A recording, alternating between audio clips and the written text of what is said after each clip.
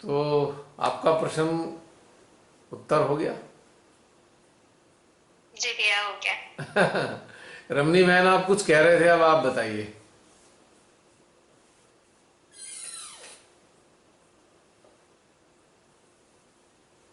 ये आज की जो ध्यान यात्रा बहुत ही हमेशा ही अच्छी होती है। आज भी बहुत अच्छा अच्छा अनुभव हो रहे थे कि हमारा जो अस्तित्व है उसका आत्मा के साथ रहने से, और आत्मा आत्मा का जो उद्गम है उसको महसूस करना। हम्म। वैसे तो हर वक्त महसूस करना चाहिए, पर आज बहुत अच्छे से उसको महसूस किया गया। उस वक्त ऐसे लग रहा था जैसे बहुत अधिक प्रकाश जो है, एकदम वाइट वाइट सब कुछ फील हो रहा था अंदर से, जैसे बहुत मतलब प्रकाश ऊपर से, जैसे पूरे वातावरण में प्रकाश ही प्रकाश है। और उसकी जो जैसे होता है ना स्नोफॉल होती है, ऐसे कुछ शीतलता भी फील हो रही थी पूरे अपने सिस्टम में। और भैया जो आपने स्टार्टिंग में प्रश्न पूछा था ना कि क्या हम आत्मा है, तो मेरे अंदर सचमुच वो सुनी सुनाई बात नहीं आई थी कि हम आत्मा है, जैसे हर किसी से सुनते हैं रियलाइजेशन के वक्त भी हम बोलते हैं। मेरे अंदर यही आया कि मैं केवल एक श्री माता जी का इंस्ट्रूमेंट हूँ। वो इंस्ट्रूमेंट भी रियलाइजेशन से पहले भी हूँ, क्योंकि हो सकता है उसका रीजन ये रहा हो कि बाय नेचर ही हम अपने आसपास सराउंडिंग के लोगों को लुक आफ्टर करने वाली शायद स्वभाव देकर ही माँ ने भेजा होता है। मुझे लगा कि तुम पहले भी इंस्ट्रूमेंट थी और अब थोड़ा वो जो दायरा बढ़ गया, पहले फैमिली के लिए थे, अब तुम अपनी पूरी सराउंडिंग के लिए जो भी तुम्हारे कांटेक्ट में आता है तो एक जिम्मेवारी समझते हो। कुछ इस तरह का मतलब अंदर से आंसर आया आपने बहुत कि सुंदर बात तुम बताई, बहुत केवल सुंदर बात इंस्ट्रूमेंट, बताई आपने ये, कि हम, सिर्फ मैं यही बीच चीज में है बीच में इंटरप्ट कर दिमाग रहा हूँ, आप। मैं बीच में इंटरप्ट कर रहा हूँ हाँ मैम, जी हाँ जी। क्योंकि ये फिर बात सब तक पहुंच जाएगी। दोबारा समझने के लिए बीच में ब्रेक किया कि आपने कितनी सुंदर बात बताई कि श्री माता जी जुड़ने से पहले भी इंस्ट्रूमेंट थी, पहले उसका दायरा परिवार था, और अब दायरा आपका एक्सपैंड हो गया है। पता है, इतनी बढ़िया बात बताई है आपने, लाजवाब। अब आप बताइए आगे, आगे बोलिए, आगे बोलिए। अब आगे भी दिया तो अब एक तो कुछ याद नहीं रहता, कुछ चीजें होती हैं जो पूरी तरह से याद रहती हैं, ध्यान के बाद भूल भी जाता है हम। कोई बात नहीं। पर वो क्वेश्चन पूछे थे, फिर आपने शायद पूछा था कि जो आपको आंसर आए उस पर आप खरा उतरे हैं, तो उसका यही था कि उसी का प्रयास हमेशा अंदर यही होता है कि हमने जो भी दुख की है उसके हृदय में हम वही शांति जो हमें मिली है, जो सेटिस्फेक्शन हमें मिली है, उसके अंदर वो ट्रांसफर हो सके। और ये उसमें सक्सेसफुल हो रहे हैं। श्री माता जी हमें पूरी तरह से इसके लिए तैयार करे हैं और कार्य करवा रही हैं। तो ये सब था।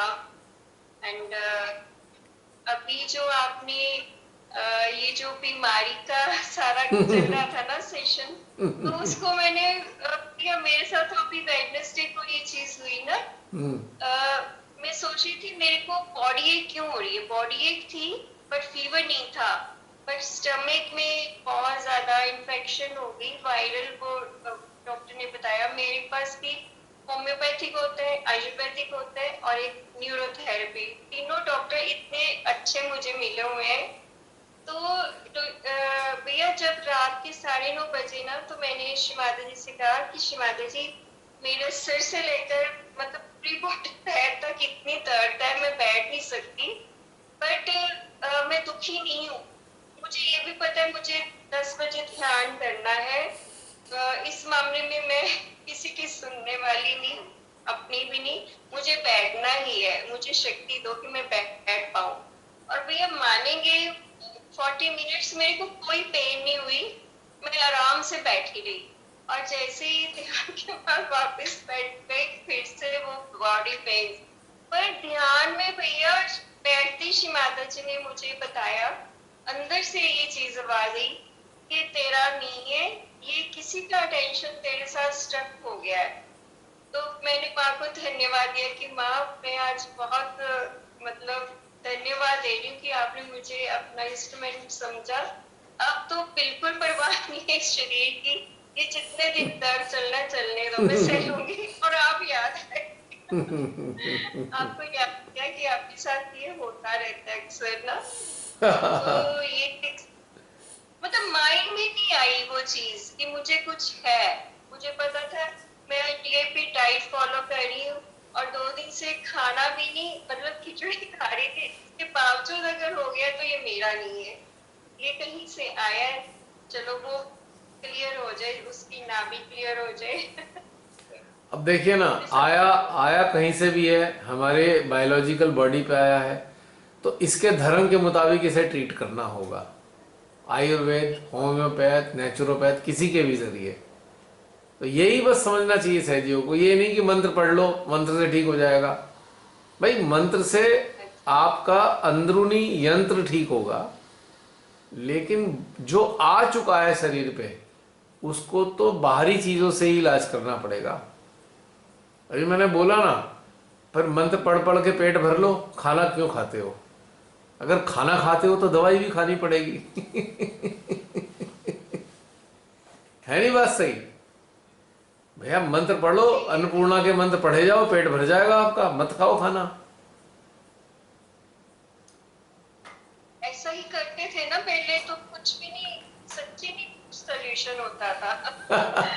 बट अब समझ आ गई है ना, सारा कुछ समझ आ गई है कि ये चीजें कैसे कार्य करती है। अगर हम मतलब मंत्रों से या एलिमेंट से करना चाहते तो कुछ नहीं होता, बस से कनेक्टेड उससे होता है, सब कुछ। लेकिन उससे जो होता है, उससे दूसरी चीजें ठीक होती हैं।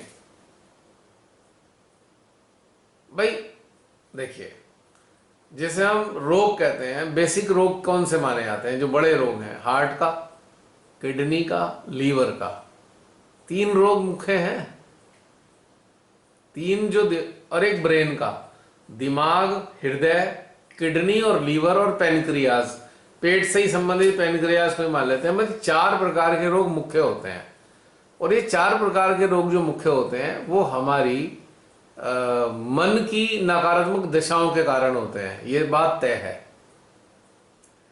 ध्यान से हमारी मन की नकारात्मक दशाएं ठीक होती हैं, लिहाजा धीरे धीरे करके ये रोग ठीक होने लगते हैं। लेकिन अगर रोग शरीर पे आ चुके हैं तो इसको भोजन के रूप में दवाई भी खिलानी पड़ेगी। खाली मंत्रों से ठीक नहीं होंगे, या एलिमेंट्री ट्रीटमेंट करने से, पानी से, इससे ठीक नहीं होने वाले। खाली ये भोजन भी करना पड़ेगा वैसा, जड़ी बूटियों वाला हो, चाहे वो होम्योपैथिक वाला मेडिसिन हो, चाहे नेचुरोपैथ वाला तरीका अपनाया हुआ हो, फल खाते हो, कुछ भी खाते हो। खाली इससे इसका मैटर नहीं है, खाली केवल एलिमेंट से काम नहीं चलने का।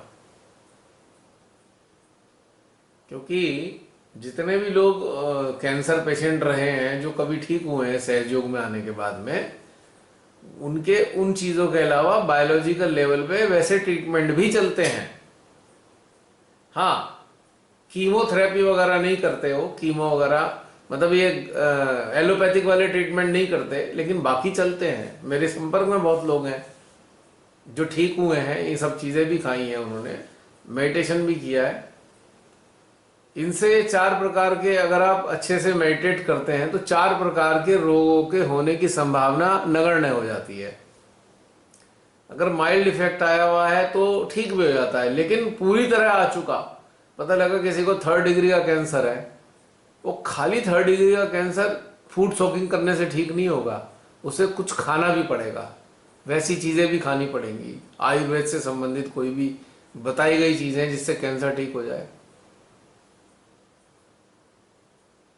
जैसे DIP डाइट से कैंसर ठीक हो सकता है, फ्रूट के ऊपर डाइट है, इसका पूरा शोध हुआ था, नोबेल पुरस्कार मिला है जिसने ये चीजें बताई थी कि कैंसर इससे भी ठीक कर सकते हैं DIP डाइट से।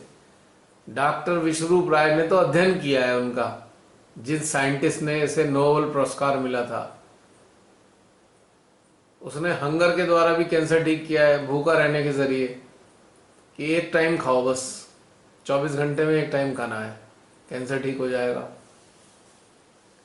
साथ में कई चीजें क्लब करनी पड़ेंगी। मेरा कहने का मतलब है खाली एक चीज से काम नहीं चलती। गंभीर रोग केवल एक चीज करने से ठीक नहीं होंगे, सब चीज साथ में चाहिए। क्योंकि बॉडी के जो सेल्स हैं, बॉडी के सेल्स भोजन के ऊपर आधारित है। ये ऊर्जा से ठीक नहीं होंगे खाली। अगर खाली ऊर्जा ग्रहण करने से पेट भर जाए तो फिर खाली ऊर्जा से रोग भी ठीक हो सकता है। हो सकता है ये बहुत हाईएस्ट स्टेज पे। क्योंकि मैंने सुना था कि नेपाल में कोई आदमी 6 महीने तक एक ही जगह बैठा रहा, अखबार में निकला था, और ना वो हिलता था डुलता था। उसके ऊपर सारे साइंटिस्ट परेशान हो गए, जिंदा कैसे है ये। हालांकि शरीर उसका बिल्कुल पतला दुबला सूख गया था, कांटे जैसा हो गया था, लेकिन 6 महीने तक जीवित रहा। उसने कोई चीज नहीं खाई और अपनी जगह से उठा भी नहीं, ऐसा करके अखबार में बताया गया, चैनल्स में भी निकली थी बात ये। फिर अचानक वो एक दिन गायब हो गया आदमी, कुछ ऐसा चक्कर सुना था। भाई अगर आप 100 में से 100% ईश्वर के ऊपर डिपेंड करने लगे, आप उस पर सब कुछ छोड़ दिया और उनकी मर्जी है आप जीवित रहो, तो आपको साल भर तक भी जीवित रख सकते हैं बिना भोजन पानी के भी, वो उनकी मर्जी है। लेकिन जो हमारा शरीर का साइंस है उसके मुताबिक ये बात अप्रूव नहीं होती। और दूसरा सत्य ये भी है कि भगवान के आगे सारी साइंस फेल हो जाती है, वो उससे ऊपर है, पर है। वो ऐसी साइंस है, वो एक ऐसी साइंस है जिसका ये साइंस नहीं बता निकाल पाई अभी तक। लेकिन आम जीवन की तरफ देखिए, हम 99.9% जीवन कैसा है, उनमें खाली इन चीजों से काम नहीं चलेगा, बाकी चीजें भी करनी पड़ेंगी। अब आपको कोई प्रॉब्लम हो गई, आपको पता है नाभि चक्र पे काम कर लो, ठीक है, आपने किया भी होगा, नाभि चक्र पे मान लो काम कर लिया, लेकिन फिर भी ठीक नहीं हो रहा। इसका मतलब उसे खाद्य पदार्थ भी चाहिए, कुछ ऐसे मेडिसिन के रूप में शरीर को देने पड़ेंगे।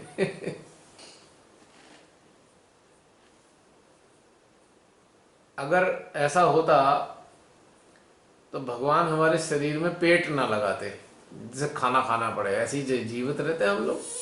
अब हमारा शरीर त्यागने के बाद हम चेतना अवस्था में रहते हैं, तब भोजन तो नहीं करते ना, पर स्थूल रूप में है तो इसे स्थूल में तो भोजन चाहिए ना। क्यों बहन? और अगर भोजन चाहिए तो फिर दवाई भी चाहिए। ये बात तो समझनी होगी अच्छे तरीके से। ये जो पागलपना सा देखता हूं मैं, अजीब अजीब बातें करने वाले हमारे सहजी, मेरे समझ नहीं आता है कौन सी दुनिया के जीव हैं भाई। हमारा क्या चीज बहन?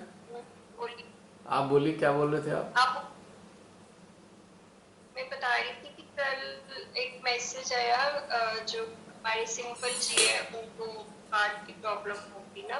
अच्छा। तो कल था, इससे पहले पिछले वीक था, जो चंडीगढ़ के है ना, क्या नाम था, कोऑर्डिनेटर रह चुके हैं, उनको भी हार्ट की प्रॉब्लम। अब कल मैसेज था सिंपल जी का, तो लोग मैसेज जो सही कैसे डालते हैं, स्ट्रॉन्ग बंधन लगाइए। स्ट्रॉन्ग बंधन। बंधन में भी वेरिएशन है। स्ट्रॉन्ग बंधन लगाइए और शिमादा जी से प्रार्थना करिए कि उनसे कोई बहुत बड़ी भूल हो गई है तो उसके लिए उन्हें अरे यार हद हो गई, बिल्कुल ही हाइट है बिल्कुल। गिल्ट में क्यों डालते, मुझे इतना बुरा लगा पढ़ के। हम तो दिल से प्रे करेंगे ही, बट इस तरह से लिखने का कोई फायदा नहीं है। अरे बीमारी हो सकती है, मैंने बताया ना, हम प्रारब्ध से भी बीमारी लेके आते हैं, वो घटित होगी इस जीवन में। शिमाता जी ने भी अपनी बातों में बताया है कि जब आप अच्छे से उतरते हो तो आपके रोग बाहर निकलते हैं, आपके शरीर के ऊपर आते हैं रोग खत्म होने के लिए। अब बताओ, उन बेचारे इतने अच्छे इंसान हैं, उनको भी ये कह दो कि उनसे जो भूल हुई है उन्हें ठीक कर दो। क्या भूल हुई है उनसे? भाई आप कौन हो? आप कैसे जानते हो कोई भूल हुई भी है उनसे या नहीं हुई है भूल? How do you know? मूर्खतापूर्ण बातें होती हैं ये, मूर्खतापूर्ण बातों की कैटेगरी में आती हैं ये बातें। कई बार मुझे लगता है कि कुछ शहरी ऐसी बातें करते हैं, उनकी बातें सुन के लगता है कि भाई ये असाइलम में जाने चाहिए। ऐसी बातें करते हैं कई, बहुत अजीब अजीब सी। मतलब हद हो गई। कोई आदमी को हार्ट ट्रबल आ गई है, इतनी कॉमन है हार्ट ट्रबल, कई कारणों से आ रही है हार्ट ट्रबल। ऐसा नहीं है कि कोई हमने ऐसा, हमारा जीवन शैली है। आज खाने पीने में भी सामान इस प्रकार का है कि आपको हार्ट की प्रॉब्लम हो सकती है। पेस्टिसाइड्स वाले ये खाने हैं सारे। वातावरण, इस वक्त तो वातावरण से सबसे ज्यादा प्रभावित है ना लोग। बहुत। सिमोनिया भी आ सकता है, जो अब थर्ड लेयर का कोई डर नहीं सकता है कि हाँ ये हो जाएगा वो हो जाएगा। आपको मैं बता दूं, ये जो इन्होंने तथाकथित दवाई निकाली है, इसमें मेंशन है चीजें कि कई डॉक्टर्स ने बोला किडनी की, हार्ट की, लीवर की प्रॉब्लम पैदा होंगी इससे, वैक्सीनेशन से। आए दिन स्टडी आ रही है, आप देखते भी होंगे, हम लोग डालते रहते हैं। आफ्टर इफेक्ट इसके आजकल घातक, हाँ। आफ्टर इफेक्ट इसके घातक हैं। पहले भी बताया था डॉक्टर लियो रिबेलो ने, डॉक्टर वर्मन कोलमैन ने, डॉक्टर ल्यूक मॉन्टेगनर ने, सब बता रखा है पहले ही। ये वायरोलॉजिस्ट हैं सारे। एक नेचर नेटर वाला होता है, ब्लॉग लिखता है एडम स्मिथ, उसने पहले ही इन्होंने बता दिया ये सब होंगे, ये शरीर में प्रॉब्लम होंगी इनसे। हो सकता है इसके कारण हो रही हो प्रॉब्लम। ये लॉन्ग टर्म में जाके बुरा असर डालती हैं ये चीजें, लॉन्ग टर्म में असर आता है। अब जैसे कुत्ता काट ले आज, रेबीज हमारे शरीर में आ गए, तो ये थोड़ी कि आज ही उसके रेबीज बाहर आ जाएंगे। 20-20 साल बाद उसका असर आता है रेबीज का, 20 ईयर्स, 30 ईयर्स, 15 ईयर्स के बाद, 8 साल के बाद रेबीज सरफेस पे आते हैं। वो उनका इंक्यूबेशन पीरियड होता है। जो इसमें इतने सारे एलिमेंट जहर डाले हैं, इनका असर कई सालों में जाके दिखाई देना शुरू होगा। 2 दिन में थोड़ी हो जाएगा। तो हो सकता है इसका कारण वो भी हो सकती है चीज, हाँ, और इसके संभावना पूरी है क्योंकि बहुत सारे लोगों ने ले लिया है ये, बहुत सारे लोगों ने ले ली है ये। इसकी संभावना है पूरी कि ये केसेस आए दिन सुनने को मिले इस प्रकार की चीजें। 29 आपको हुआ ना पिछले वीक, उनको हार्ट अटैक आया ना। किनको किनको आया? सौंधी जी है ना, अच्छा, चंडीगढ़ के कोऑर्डिनेटर है, सौंधी जी। उनको भी आया। अच्छा। उन्होंने खूब सारी बहस करी थी, याद है आपको, उस प्रकरण में।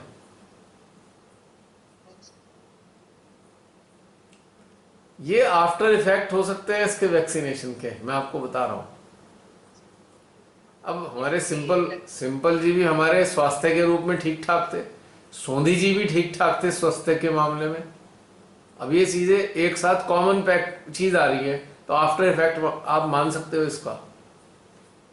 किडनी में आएगा इसका 100%, या हार्ट में आएगा या ब्रेन में आएगा, नर्व्स में आएगा। ये तो आ रहे हैं केसेस ना, आ रहे हैं केसेस, लाखों केस आ चुके हैं, लाखों। मीडिया इनको तो दिखाता नहीं है क्योंकि राक्षसों ने विश्व पे कब्जा कर लिया है। मानवों को मारने की पूरी, मतलब मानवों को गुलाम बनाने की पूरी साजिश कर रखी है इन्होंने, और ये साजिश का ही हिस्सा है ये वैक्सीनेशन।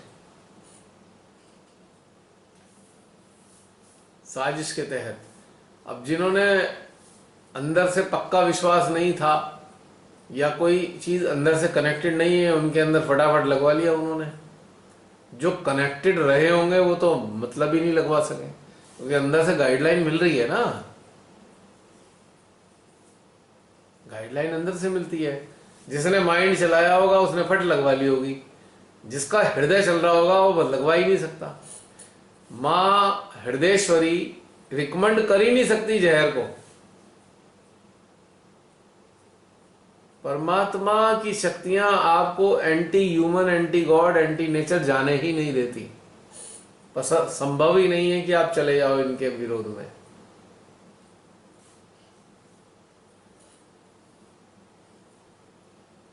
ये या तो ना 15 दिन के लिए स्कूल खुले हैं, अब फिर से आज वो 15 दिन के स्कूल इसलिए खुले हैं, षड्यंत्र के तहत खोले गए हैं। षड्यंत्र है कि 15 दिन में हम ये सबको डिक्लेयर करके दिखा देंगे बच्चे इन्फेक्टेड हो गए हैं, ताकि बच्चों को भी ठोक सकें। मुझे मालूम है इन सारा पूरी कॉन्स्पिरेसी है, ये बच्चों के लिए फायदेमंद नहीं है, ये कॉन्स्पिरेसी को पक्का बनाने के लिए है। और खोलते ही टेस्ट करा दिए उनके। क्यों करे भाई बच्चों के टेस्ट तुमने? हाँ जी 20 बच्चे संक्रमित निकले पंजाब में, क्यों करे तुमने उनके टेस्ट क्यों करे? वाई? क्या माँ बाप ने परमिशन दी टेस्ट कराओ? डॉक्टर लिख के देता है कि भैया टेस्ट कराओ। अगर मान लीजिए हम किसी डॉक्टर के पास जाएं तो डॉक्टर आपको पहले चेक करेगा, अगर उसको उस सिम्टम से शक आएगा तब कहेगा ये टेस्ट करा लो आप।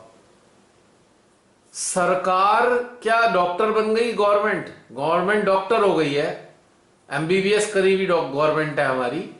यही सब चीज कर रहे हैं, सारे काम भाड़ में गए सारे डॉक्टर, उनको एक तरफ फेंक दिया इन्होंने। एडमिनिस्ट्रेशन ही डॉक्टर बन गया है, बताइए। वो टेस्ट करा रहे हैं। क्यों कराए तुमने टेस्ट बच्चों के? वायरल फैल रहा है, सीजन चेंज हो रहा है, बरसात के मौसम में कितना वायरल फैलता है, और वायरल में जो चीजें आएंगी वो सेम चीजें हैं, तो उसके हिसाब से इन्होंने कोरोना डिक्लेयर कर दिया, मूर्ख बनाने के लिए पूरे संसार को। इडियट कहेंगे।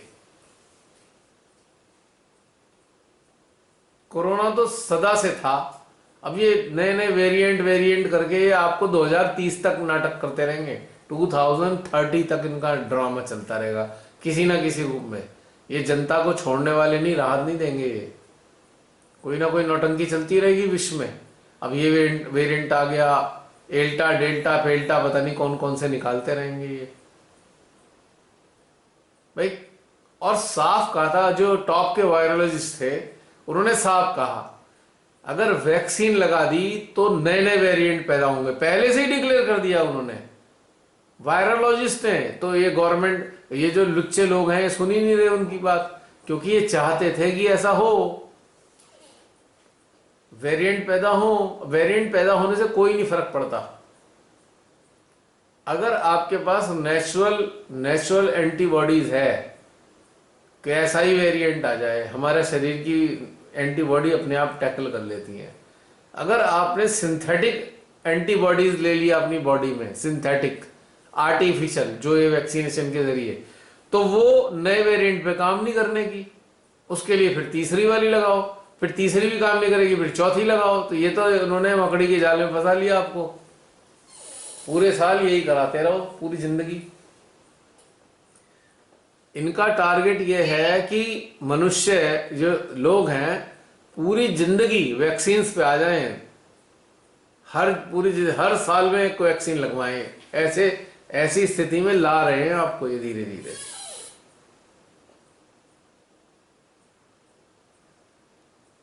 इंडिया में ही ये एंटीबॉडीज का टेस्ट किए बिना वैक्सीनेशन कर रहे हैं। हाँ। बट बाहर ऐसा नहीं है, वहां तो टेस्ट होता है। नहीं, किसी को नहीं बाहर जो कराना चाहते हैं उनका होता है, पर यहाँ भी ये करना नहीं चाह रहे ना। इनकी पोल खुल जाएगी, करा दिया तो लोग कहेंगे हमारे तो एंटीबॉडीज पूरे, हम क्यों लगवाएं? भाई मेरे एंटीबॉडीज पूरे हैं, मैं क्यों लगवाऊं भाई वैक्सीन? वाई?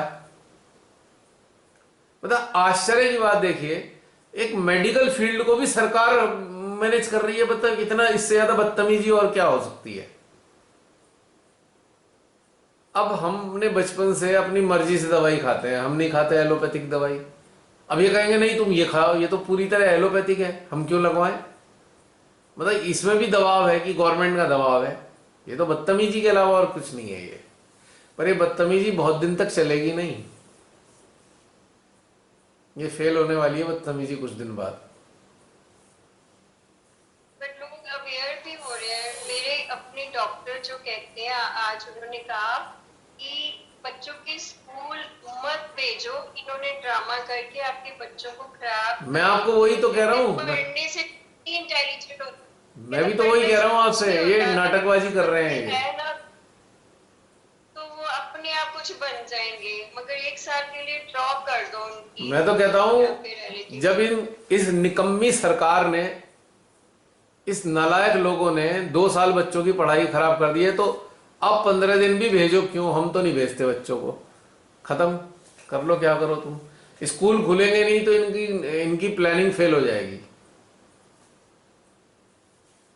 ये जानबूझ के फंसा रहे हैं। टेस्ट क्यों करे तुमने, छोटे छोटे बच्चों के टेस्ट क्यों किए हैं भाई तुमने, वही माँ बाप की परमिशन के बिना। ये अपराध है बिल्कुल, बहुत बड़ा ये क्राइम है ये। पर जो हमारे भारत के लोग भी जागरूक नहीं है ना, लड़ते ही नहीं। कोर्ट में चले जाएं, अभी पता लग जाएगा, इनकी बैंड बज जाएगी गवर्नमेंट की, पर लड़ेंगे नहीं। छोड़ो छोड़ो छोड़ो। अंधभक्त है ना बहुत सारे, वो कहेंगे नहीं, उनका बच्चा मर भी रहा होगा ना, पर उनकी अंधभक्ति नहीं जाने वाली। मैंने देख लिया इस बार, जिनके घरों में लोग मरे हैं ना अंधभक्तों के, उनकी भक्ति आज भी मौजूद है, तो फिर इनका कुछ नहीं हो सकता। अभी अब तो वीडियो एक देखा होगा आपने भी, जिसमें उन्होंने बताया था कि जितनी भी डेथ्स हुई है, जो कोरोना था वो छूने से नहीं फैलता था, तो फिर किसी को क्यों नहीं डेड बॉडीज घर वालों को दिया संस्कार। बिल्कुल, क्योंकि वहां झूठ है। वो एक टेरर फैलाया। टेरर फैलाने के बाद क्या हुआ, समाज में जो संगठित समाज था वो टूट गया। घर घर के अंदर संगठन टूट गया। एक घर के अंदर डेथ हुई, जो बहुत क्लोज रिलेटिव थे वो भी खड़े नहीं हो रहे हैं डर के मारे, लाश को हाथ नहीं लगा रहे डर के मारे, तो संगठन टूट रहा है ना। इन नालायक लोगों ने संगठन को तोड़ा, आपसी प्रेम को खत्म किया है, आपसी संगठन की शक्ति को तोड़ना चाहा है। ये नालायक लोग हैं। पूरी योजनाबद्ध तरीके से हो रहा है बहन ये, जिससे पूरा विश्व एक जगह खड़ा ही ना हो सके इनके विरोध में, इनकी जितनी बदतमीजियां हैं इनका मुकाबला ना कर सके कोई। हम तो जानते हैं ना इनकी सारी हरकतें, हमें तो मालूम है क्या कर रहे हैं ये लोग। चाल है बहुत बड़ी है, घर घर वालों को तोड़ दिया, चाल है इतनी बड़ी। आपको मैंने बताया था, मैंने तो 3 बॉडीज को अपने हाथ से निकाला है, ना कोई किसी मास्क पहनता, मैं आपको पता है ना, मैं मास्क पहनता ना, मैंने कोई प्रिकॉशन नहीं ली, क्योंकि मुझे पता है ये नौटंकी है इनकी। ना मुझे डर है, ना मरने का डर है, ना बीमार होने का कोई डर है। बीमार होना लिखा होगा तो होऊंगा, मरने की मौत आएगी तो मरूंगा, उससे पहले क्यों डरा डरा घूमता रहूं मैं। सगा भाई अपने भाई के शरीर को हाथ नहीं लगा रहा है, अब आप इससे ज्यादा और क्या मानोगे बात। तोड़ दिया ना घर में, इनकी साजिश ने आपसी वो खराब कर दी ना। लेकिन मैं इनकी साजिश को अच्छा मानता हूं। क्यों मान रहा हूं, इनकी साजिश ने असली प्रेम उजागर कर दिया कि जिनको प्रेम था उन्होंने हाथ लगाया, और जिन्हें प्रेम नहीं था उन्होंने हाथ नहीं लगाया बॉडी के। पॉइंट समझिए बात आप। इनके बदमाशों के चक्कर में लोग उजागर हो गए, एक्सपोज हो गए लोग कि वास्तव में प्रेम भी करते हैं या नहीं घर के लोगों से। ये पक्ष देखिए जो मैं बता रहा हूं आप। ये नालायक तो है ही, ये लुच्चे लोभी लोग, सत्ता के भूखे, लेकिन इनके लोभ ने आम जनता के बीच में छुपे हुए झूठे लोगों को, गुलाम लोगों को उजागर कर दिया है। खुशी की बात है ये हमारे आंखों के सामने। और अफसोस हुआ कि हमारे देश भारत में इतने सारे लोग गुलाम हैं, इतने लोग कायर हैं, या वास्तव में प्रेम नहीं है घर के लोगों से इन्हें, जिसके प्रति, जिनके साथ साथ हमेशा रहे, उनको भी हाथ नहीं लगा रहे हैं हमारे डर के। इसका मतलब प्रेम नहीं है। प्रेम अगर किसी के अंदर है, वो रुक ही नहीं सकता, रुक ही नहीं सकता। जिनके अंदर प्रेम नहीं होता है वही वही कहते हैं डर लग रहा है, नहीं नहीं नहीं नहीं। क्लियर कट हो गई बात ये। भैया जो हॉस्पिटल से जो जिन लोगों के डेड बॉडीज उन्होंने घर वालों को नहीं दी, सिर्फ एक बंदे को अलाउ करते थे, फैमिली का कोई एक पर्सन देख सकता है, वो भी दूर से, नहीं वो तो पास जाने नहीं देते। वो तो इसलिए ना, क्योंकि इनका, अगर कोई, आप जैसे मान लीजिए किसी पेशेंट के साथ रहोगे, आप मेडिसिन भी देखोगे, मेडिसिन काहे की दे रहा है, कौन सी मेडिसिन है, तो ये चाहते ही नहीं ना। इन्होंने तो जहर खिलाया ज्यादातर लोगों ने, महाराज जो मरे हैं उनको तो जहर ही दिया है। जो गलत चीजें थी उनके कारण ही तो डेथ हुई है। कोरोना से नहीं मरे हैं लोग मरे हैं गलत दवाइयों के कारण और ऑक्सीजन खत्म करने के कारण। डर भी इंक्लूड है बीच में। वो डर तो फैलाया गया है ना इस चीज का। पहले तो उन्होंने प्लास्टिक में बांध दी बॉडी। अरे आप बताइए, भारत जैसे देश में अब से पहले किसी बॉडी को प्लास्टिक में लपेट के दिया है किसी भी हॉस्पिटल ने आज तक? क्योंकि इसमें साजिश भी रही। कुछ लोगों ने अंगों का व्यापार किया, मानवीय अंग का देह उनका व्यापार किया, अंग निकाले गए हैं बॉडी से। प्लास्टिक में कोई डर के मारे छुएगा नहीं, डर फैलाया गया, छुओ नहीं, देखो नहीं। बहुत सारी बदमाशी हुई है। खैर, जो लोग अभी भी इन नलायकों को फॉलो करते हैं उनका तो क्या होगा मैं नहीं जानता। बहुत बुरा होगा इन लोगों का भी। ये लोग कोई बहुत बुरे घटनाक्रमों के शिकार होंगे। ऐसे राक्षसों को जो फॉलो करते हैं ना, बहुत बुरा हाल होगा इनका। श्री कल्कि के हाथ में चार्ज आ चुका है, बस क्या बताऊं मैं आपको।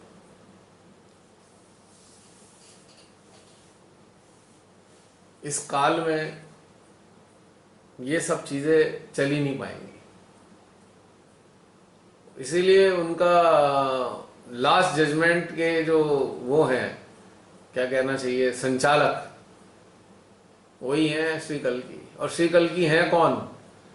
विष्णु जी के 10वें अवतरण। और विष्णु जी के अवतरण कब कब आए हैं आप ये भी देख लीजिए। किस लिए आए हैं, क्या करने आए हैं विष्णु जी के अवतरण? हैं? जब धर्म की हानि हो रही हो। एग्जैक्टली, संहार करने आते हैं विष्णु जी के अवतरण। जब भी आए हैं, मनुष्य के बनने के बाद, मनुष्य की पैदाइश के बाद विष्णु जी के अवतार जब भी आए, वो राक्षसों का अंत करने के लिए ही आए हैं। तो श्री कल्कि भी संहारक हैं। किनका? राक्षसों के, राक्षसों के फॉलोअर्स के। पर उससे पहले वो एक्सपोज तो करेंगे कि कौन कौन फॉलोअर हैं। अगर उनका सुदर्शन चक्र चलेगा तो उन्हें पता तो होगा कि किन किन पे चलाऊं मैं। और एक्सपोज करने का जरिया कौन बने, छांटने का जरिया कौन बने? दाढ़ी वाला बाबा, इसके जरिए छटाई हुई पूरे भारत में। और उधर वो बिल गेट बैठा है, डॉक्टर फॉची बैठे हैं, वेजोस है, अमेजन वाला वेजोस है, सारे राक्षस हैं। कहने को अब मेरी बात सुन के अजीब लग रहा होगा, पर ये राक्षस हैं। इनका वर्चस्व है पूरी दुनिया पे। अरे हिलने नहीं देते किसी को, पूरा गुलाम बना रखा है इन्होंने विश्व को। 5-7 अमीर लोगों ने ये। और इन्होंने ऐसे ही राष्ट्रपति और ऐसे ही प्रधानमंत्रियों को छांटा है जो लोभी लोग हैं। उनके जरिए जो है सारे विश्व में अपना राज कायम करना चाहते हैं। पर इन मूर्खों को, इन राक्षसों को ये नहीं पता है कि विष्णु जी के 10वें अवतार धरती पे आ चुके हैं और उनका कार्य शुरू भी हो चुका है।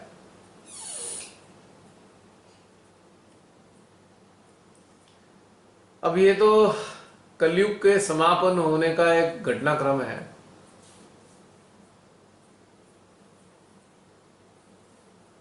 लेकिन अफसोस तो मुझे उन लोगों का हो रहा है जो लोग श्री माता जी के शरणागत हुए और उसके बावजूद भी इन राक्षसों के फॉलोअर और इनके सहयोगी हैं।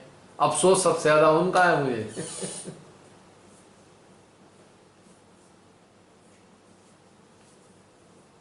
उनकी कितनी दुर्दशा होगी इसका अंदाजा लगाना मुश्किल है।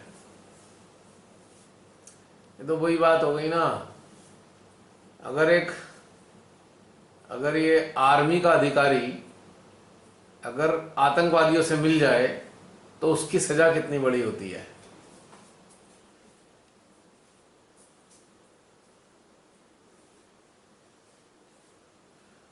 और अगर किसी देश का प्रधानमंत्री या राष्ट्रपति गद्दार हो तो उसकी कितनी बड़ी सजा होगी।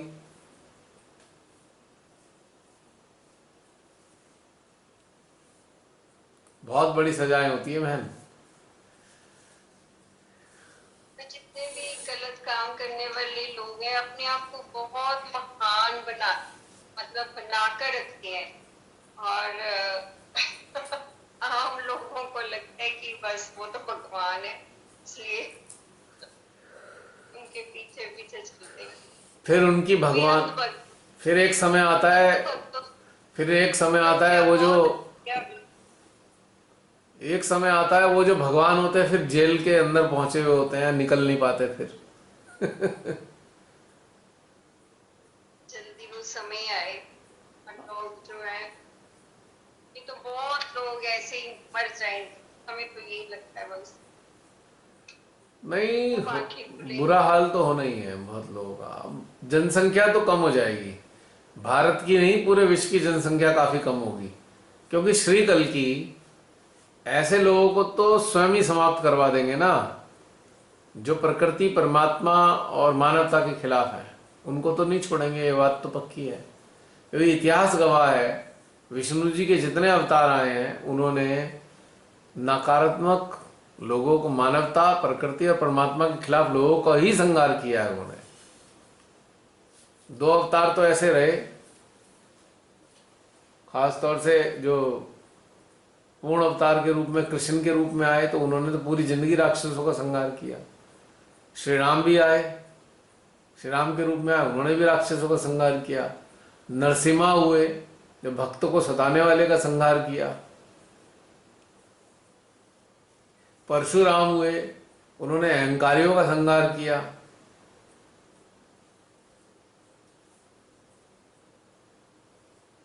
मतलब सब संहार करने आते हैं, ये बात तो तय हो गई है। अब श्री कल्कि आए हैं तो भाई ये तो संहार ही करेंगे। अब तो निश्चिंत हो जाइए, जो ये कर रहे हैं दुष्ट, इनके कर्मों की सजा तो इन्हें मिलनी मिलनी है। ईश्वर की कृपा से हमारा तो ये लोग दुष्ट कुछ बिगाड़ पाएंगे नहीं। जिन पे श्री माता जी की छत्र छाया है उन पे आसानी से ये लोग दुष्ट नहीं कर सकते, उनका कुछ बिगाड़ नहीं सकते। तो ये बात तो निश्चिंत हो जानी चाहिए साधकों को, जो अंदर से जो निर्विकल्प अवस्था को समझते हैं, निर्विकल्प होना चाहते हैं, उन पे तो पूरी छत्र छाया मिलेगी। जो विकल्पों के चक्कर में भागे भागे फिरते हैं उनको बहुत कष्ट उठाने पड़ेंगे। जो इनके साथ देने वाले, इनके अंधभक्त हैं, उनको तो बहुत भयंकर सजा मिलेगी, कोई नहीं बचा सकता। अब क्या करें, कुछ नहीं हो सकता। अब तो कुछ बदला नहीं जा सकता, अब तो निर्णय आने हैं। जैसे होता है ना कि सुप्रीम कोर्ट में कोई सुनवाई हुई आज या हाई कोर्ट में, तो जज जो है ना अपना फैसला सेव कर देते हैं, पब्लिश नहीं करते। बताया जाता है कि जज लोगों ने अपना फैसला सेव कर दिया ड्राफ्ट करके। अब सेव करने के बाद फिर वो प्रिंट आउट में निकलना शुरू होता है, टाइप होता है, बहुत सारी चीजें होती हैं। फिर 15 दिन बाद वो डिस्क्लोज होता है कि जज साहब ने जो सेव किया था वो ये है। तो इसलिए मैं कह रहा हूं, जो अब ये श्री कल्कि जो है, ये श्री कल्कि भी सुप्रीम जज हैं। इन्होंने अपने फैसले सुरक्षित कर लिए हैं। अब उन फैसलों पे कार्रवाई होगी, ऐसे समझ लीजिए। और फिर सब लोग ये कहेंगे जो अच्छे लोग हैं कि परमात्मा के घर में देर तो है पर अंधेर नहीं है। आएगा इस समय भी कहने वाला।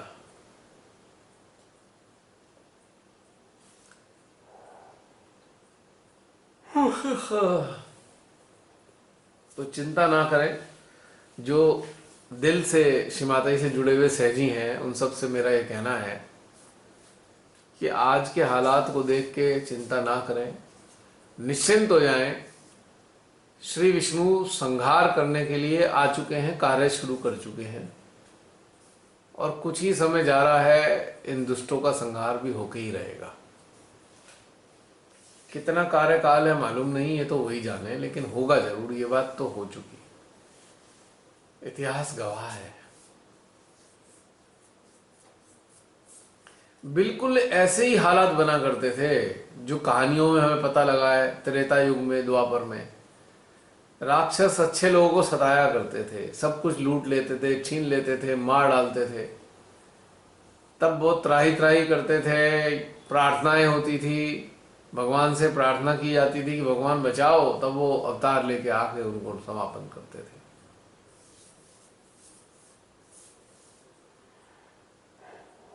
अब भी वही समय आ गया है, वही समय है इस वक्त भी। तो ये है बहन बात। अब आपका स्वास्थ्य ठीक है? मैं बिल्कुल ठीक हूँ भैया। बॉडी एक, बट कितना अजीब है भैया, ऐसी पेन तो फीवर में होती है, फीवर बिल्कुल नहीं था, बस बॉडी पेन और स्टमक में कुछ हो रहा था, इन्फेक्शन सा। 2 दिन बाद होम्योपैथिक दवाई से ठीक हो गया। कुछ एक कारण होता है बहन कि जो बरसात होती है ना, एक ऋतु के कारण भी प्रॉब्लम है। बरसात में लीवर की क्षमता आधी से भी कम हो जाती है। हाँ जी। ठीक है, डाइजेस्टिव सिस्टम लीवर संचालित करता है, डाइजेस्टिव सिस्टम की क्षमता काफी घट जाती है बरसात में। अगर कोई ऐसी चीज गलती से खाई गई जाने अनजाने में, तो तुरंत इसका पेट में बुरा असर आ जाता है। रिफ्लेक्सेस भी आते हैं, लेकिन ये भी एक सत्य बात है। पर हो जाता है, इसे स्टमक फ्लू भी बोलते हैं, स्टमक फ्लू हो जाता है, इसको बोलते हैं गैस्ट्रोइंटाइटिस, वायरल कहलाता है ये। मेरे को हुआ था ये पिछले दिनों, मैंने बताया भी था शायद आपको, स्टमक फ्लू। तो उसमें सारे लक्षण बुखार वाले होते हैं और पेट भी गड़बड़ होता है, पेट में प्रॉब्लम होती है, फीवरिश फीलिंग है, कई बार फीवर भी आता है, लो ग्रेड फीवर होता है इसमें, 100 के करीब लो ग्रेड फीवर हो गया, पेट में बहुत दर्द हुआ मेरे को पिछले दिनों, गैस्ट्रोइंटाइटिस वायरल, या स्टमक फ्लू भी कह सकते हैं इसको, 2 नामों से जाना जाता है। और ये बरसात में बहुत जल्दी होता है, क्योंकि वाटर बॉर्न डिजीज भी है, वाटर के साथ भी बैक्टीरिया आ रहा है बरसात में। आपके यहाँ से जहां से भी पानी आ रहा है, मान लो समरसिबल है या टैंक है, कई बार बैक्टीरिया आ जाता है उसमें, पानी में, उससे भी आता है ये। जियार्डिया है, एमीबाइसिस है, गैस्ट्रोएंटाइटिस है, ये सारे बैक्टीरियल डिजीजेज हैं ये पेट की। भैया एक चीज मैं सभी के साथ शेयर करना चाहती हूँ। 1 वीक पहले मैंने एक न्यूरोथेरेपी का शुरू किया। न्यूरोपैथी मेरे ख्याल हर सिटी में होती होगी। उनका सिस्टम बड़ा लगा, वो भी विदाउट मेडिसिन हर चीज का इलाज करते हैं, इवन कैंसर तक ट्रीटमेंट का भी वो करते हैं। उनकी थ्योरी क्या है, वो पेट को ठीक करते हैं, मतलब पेट से ही तो है सारी चीजें। हाँ जी, वो करते हैं, मतलब प्रेशर प्रेशर देके बॉडी के अलग अलग पार्ट्स में, बाजुओं पे या टांगों पे, पैरों को ऐसे कुछ करते हैं ट्रीटमेंट जो है, तो वो बहुत अच्छी ट्रीटमेंट है। अब जिनके जैसे बैक एक होती है, कईयों के इस तरह की जो प्रॉब्लम्स होती है ना, पेन किलर वगैरह नहीं खाना पड़ता, और बड़ा अच्छा इफेक्ट है उस चीज का।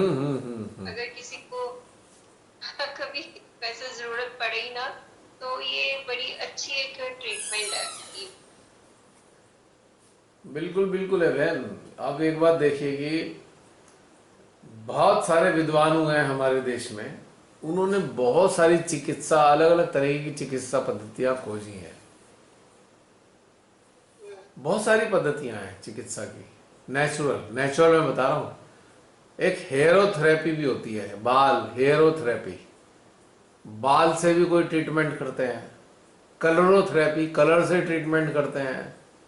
वाटर थेरेपी, पानी से ठीक करते हैं। बहुत सारे अलग अलग रंग की बोतलों में पानी भर के धूप में रख दिया तो बीपी का इलाज, लो बीपी का इलाज, हाई बीपी का इलाज पानी से ही होता है। मैं इस जानता हूँ, चूंकि बहुत सारी चीज़ें मेरे सामने आई हैं। बहुत तरीके की चिकित्साएं हैं, विद्वान एक से एक हैं, लेकिन बेटर यही होता है कि प्राकृतिक चिकित्सा की तरफ या आयुर्वेदिक चिकित्सा या होम्योपैथिक की तरफ जाना चाहिए। एलोपैथी तो वो तो बहुत रेयर केसेस में चोट फैट कटफट लगने वाली कंडीशन है। हालांकि आपको ताज्जुब होगा, हमारा आयुर्वेद इतना रिच रहा है कि उसने शल्य चिकित्सा यानी कि ऑपरेशंस तो हमारी आयुर्वेद के ही देने पूरे वर्ल्ड को। ऑपरेशन किए जाते थे पहले बाकायदा आयुर्वेद में। अब उसको संस्कृत में बोला जाता था शल्य चिकित्सा। ऑपरेशंस को शल्य चिकित्सा बोलते हैं, काट छांट करने वाली। पहले से ही है हमारे काल में, कई हजार साल से है, चला आ रहा है सिलसिला।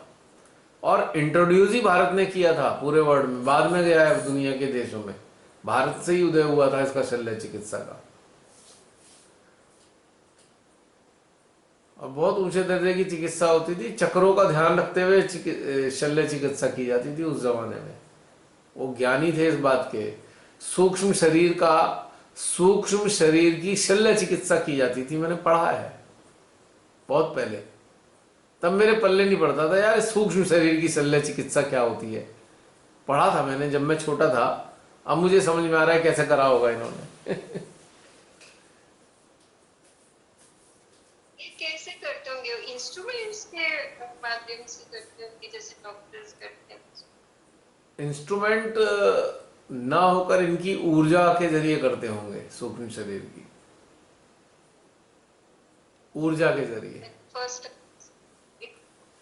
देखिए पूरी तरह मुझे मालूम नहीं, पर मैंने किताब में पढ़ा था, और मेरी उम्र रही होगी मुश्किल से 13-14 साल जब मैंने ये बात पढ़ी थी। मेरे को शौक था, गूढ़ विषय पढ़ने का शौक था मुझे। जितने भी गूढ़ विषय रहे वो सब पढ़े हम। बच्चे कॉमिक्स पढ़ते थे, मैं ये पढ़ा करता था। भले ही कितने समझ में आते थे कितने नहीं आते थे, पर शौक बहुत था गूढ़ विषय पढ़ने का। तब मैंने पढ़ा था कि ऐसे ऐसे होता है। और एक शब्द और इस्तेमाल याद आ रहा है मुझे, अतीन्द्रिय ज्ञान। ये शब्द मैंने बचपन में भी पढ़ा था, अतीन्द्रिय ज्ञान।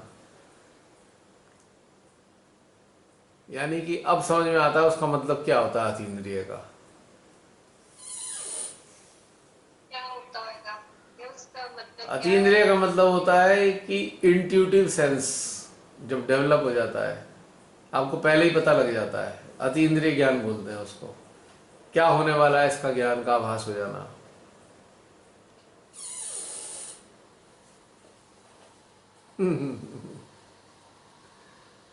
यानी कि जो इंद्रियां हैं उनकी एक लिमिटेड कार्य है, उससे भी ऊपर उठ के कोई ज्ञान अगर उसके जरिए आ रहा है तो उसे अतीन्द्रिय ज्ञान बोलते हैं। जैसे कान है, कान एक इंद्री है आवाज सुनने के लिए, और इसकी सीमा यह है कि मान लीजिए किसी ने वहां से दूसरे कमरे से बोला इस वॉल्यूम पे सुन लेंगे। अतीन्द्रिय का मतलब क्या होता है पता लगा है, क्योंकि 2 किलोमीटर पहले किसी ने क्या कहा वो भी हम सुन रहे हैं, तो ये अतीन्द्रिय ज्ञान हो गया। हमारी नाक थोड़े से दायरे की चीज सूंघ सकती है, पता लगा 50 किलोमीटर दूर कैसा वातावरण है वो भी सूंघ के नाक बता रही है, तो ये अतीन्द्रिय हो गया ज्ञान, इसको क्षमता। ऐसी ब्रेन है, ब्रेन की क्षमता बहुत ऊंचे दर्जे तक पहुंच गई, अतीन्द्रिय ज्ञान हो गया एक तरीके से। तो ऐसी बहुत सारी चीजें होती हैं जो मनुष्य का शरीर बहुत विलक्षण है, और विलक्षण शरीर के साथ इसके अंदर जो विभूतियां हैं वो अति विलक्षण हैं। तो जितने भी हमारे प्राचीन लोग थे ना, बहुत ऊंचे दर्जे वाले, वो ये रहस्य जान गए थे कि हमारे शरीर में इतनी क्षमताएं हैं, यदि हम इन क्षमताओं को विकसित कर ले तो हम पूरी दुनिया पर राज कर सकते हैं। तो बहुत से ऐसे ग्रीडी हुए हैं साधक, ग्रीडी साधक, जो शक्तियां अर्जित करना चाहते थे अपने शरीर के अंदर की, ताकि पूरी दुनिया पर राज कर सके। ऐसे हुए हैं साधक। बाद में धीरे धीरे करके वो राक्षसी बन गए। आज भी कुछ राक्षस हैं हमारे देश में भी, बहुत बड़े बड़े 2-3 राक्षस बैठे हुए हैं, बड़े बड़े ऊंचे दर्जे के ओहदों पे। ये अंदर आ रहा था। चित्त अपने तो चले जाता है ऐसे लोगों को। सबसे बड़ा राक्षस तो ये 2-4 मैंने अभी बताए थे ना, बाहर हैं। अगर इनका कांड हो जाए तो बाकी तो खत्म वैसे ही हो जाएंगे। सबसे बड़े राक्षस हैं ये आज के टाइम में। इन्होंने मानवता का गला ही घोट दिया है, सब इन्होंने लोगों ने मिलकर।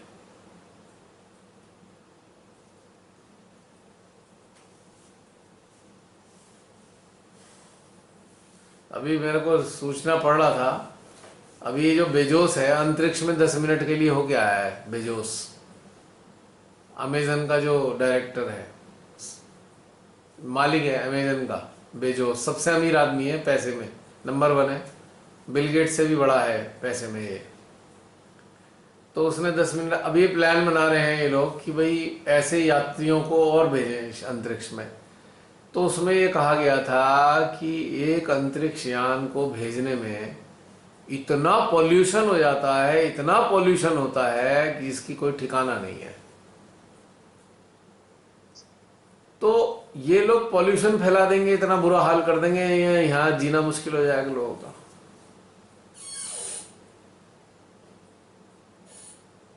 और अपने पैसे कमाने के चक्कर में ये करते हैं ऐसा।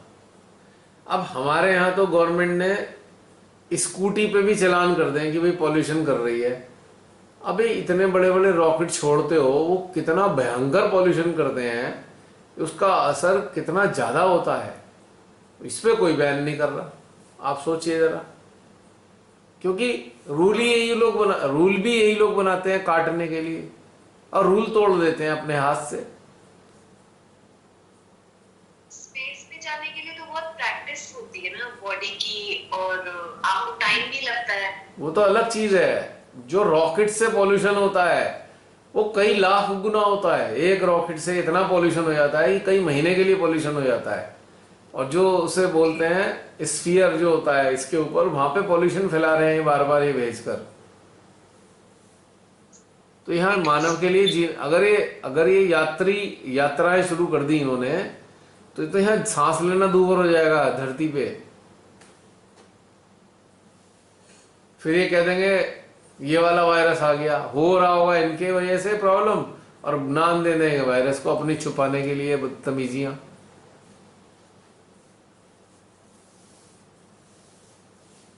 अब देखो चाइना ने पूरी दुनिया में ऐसी ड्रामेबाजी, चाइना ने अमेरिका के जो बदमाश लोग थे उनका साथ दिया। आज चाइना आधा डूबा हुआ पड़ा है पानी में, सजा मिली है उसे। आधा चाइना डूबा हुआ है आज, बहुत दुर्गति हो रखी है।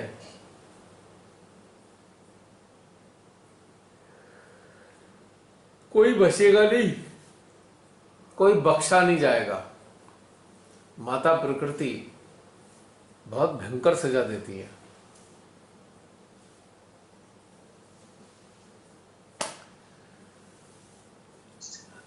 काफी टाइम हो गया, बातचीत बहुत लंबी हो गई है आजकल।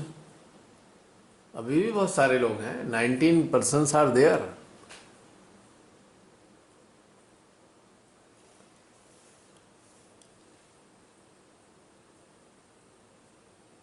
ये हमारी जो आत्मा को प्रेरणा किससे आती है, मतलब परमात्मा देते हैं या हमें खुद ही अंदर से आती है कि तुम ऐसा, तुम ध्यान करो, में इन लोगों से बच के रहना है, मतलब ऐसी चीजें प्रेरणा कहाँ से आती है, परमात्मा के द्वारा? अगर हम लेमेंस लैंग्वेज में बात करें तो यस, परमात्मा के द्वारा।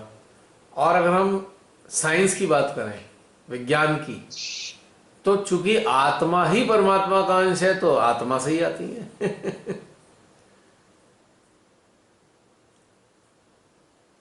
आत्मा तो अंश ही उन्हीं का है ना। पर हर भैया, मेरे प्रश्न का मतलब कारण ये था कि बुरे लोगों के अंदर क्यों नहीं आती, उनकी भी क्योंकि तो अंदर क्योंकि बुरी उनकी आत्मा, वो अपनी आत्मा को मार देते हैं अपने लालचों के चक्कर में, अपने ग्रीड के चक्कर में आत्मा को मार देते हैं। आत्मा की आवाज़ सुनते ही नहीं, खत्म कर देते हैं उसे। अब जब आत्मा की आवाज़ मार दोगे तो शैतानों की आवाज़ें आने लग जाएंगी। आती तो भी होगी, आत्मा की आवाज शुरू में आती है, सुनाई देती हो। शुरू में आती है, पर लालच इतने बुरे होते हैं ना। जो वृत्तियां होती हैं मानव के मन की वृत्तियां, वो इतनी स्ट्रांग होती हैं कि वो आत्मा को क्रश कर देती हैं। आत्मा कुंठित हो जाती है, कुंठित होकर चुप हो जाती है, फिर वो बोलती नहीं है।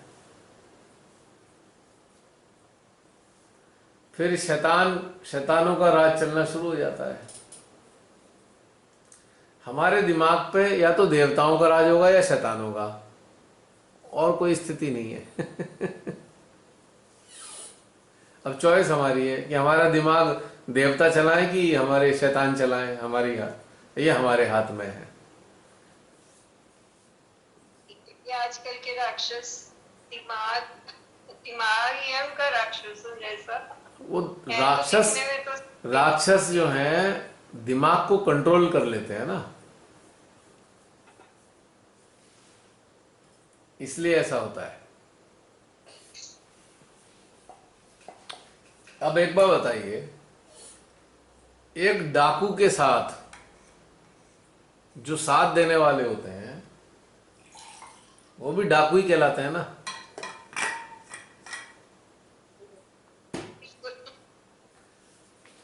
तो डाकू तो एक है, लेकिन अपने उसने साथी कितने तैयार कर लिए, वो भी डाकू ही कहलाए। ये एग्जाम्पल इतनी अच्छी देते हैं।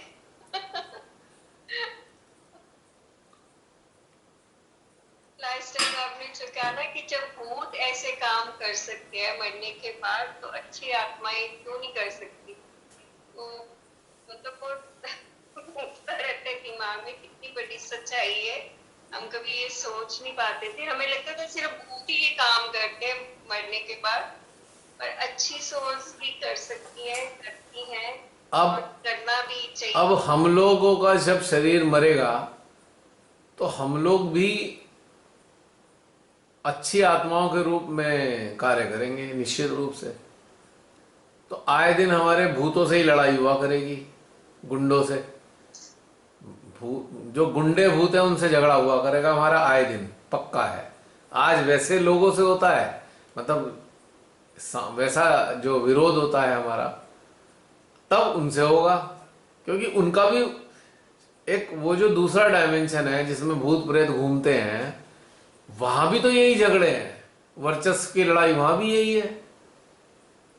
वहां भी बड़े मुश्किल है, बेचारे आम भूतों का जीना हराम कर रखा है उन्होंने। गुंडे भूतों ने। अच्छा, सच्चाई बता रहा हूं, कब्जे में लेके उनसे काम कराते हैं, गुलाम बनाते हैं अपना। तो हमें तो चैन नहीं है, शरीर के बाद भी झगड़ा ही संघर्ष करना है। तो पहले से ही तैयारी कर रखी, इसलिए तैयार हो जाना चाहिए कि संघर्ष वहां भी करना पड़ेगा। अंतर क्या है, अब जब हम डिटैच अवस्था में मृत्यु को प्राप्त होंगे तो परमात्मा की शक्तियां भी हमें प्राप्त होंगी उन दुष्टों से संघर्ष करने के लिए। यह अंतर है। आज भी परमात्मा की शक्तियां हमें मिली हुई हैं, जो सह शरीर दुष्ट हैं उनसे संघर्ष करने के लिए आज भी शक्तियां मिली हुई हैं, तब भी शक्तियां मिलेंगी। अब ये जो घटनाक्रम चल रहा है, ये आमने सामने हम लोग जो इस जूम सेशंस के जरिए क्या समझते हैं आप इन्हें? ये वही उसी का कार्य चल रहा है। ध्यान के नाम पर, ध्यान के नेटवर्क के जरिए आप सोच लीजिए क्या हो रहा है। राक्षसों से संघर्ष करा रही है श्री माता जी, शैतानों से संघर्ष करा रही हैं अटेंशन वर्क के जरिए। सोच लीजिए, कोई मामूली घटनाक्रम नहीं है ये। और तीसरा कार्य भी लगातार चल रहा है ट्रांसफॉर्मेशन का। कितने ही सहजी ट्रांसफॉर्म हो रहे हैं इन सेशंस के जरिए। जो शामिल हैं वो तो अलग हैं, जो यूट्यूब के जरिए ट्रांसफॉर्म हो रहे हैं, आप ये भी तो देखिए। एक साथ तीन तीन काम चल रहे हैं। कल भी यूट्यूब पे आपसे किसी ने कांटेक्ट नंबर मांगा हुआ था। हाँ हाँ हाँ, बिल्कुल। मैंने टाइप किया, मैं छोड़ दिया के लिए।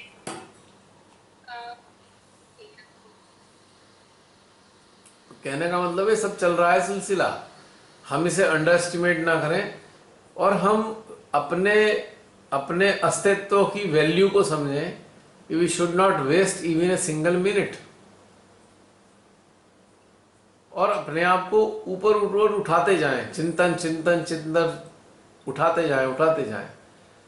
सामूहिक ध्यान में हम कार्य करते हैं और जब इंडिविजुअल होते हैं तो चिंतन के जरिए अपने आप को उठाते हैं, ट्रांसफॉर्म होते हैं। तो ये भी शक्तियां ही तो मिली हुई हैं, तभी तो हो रहा है ये।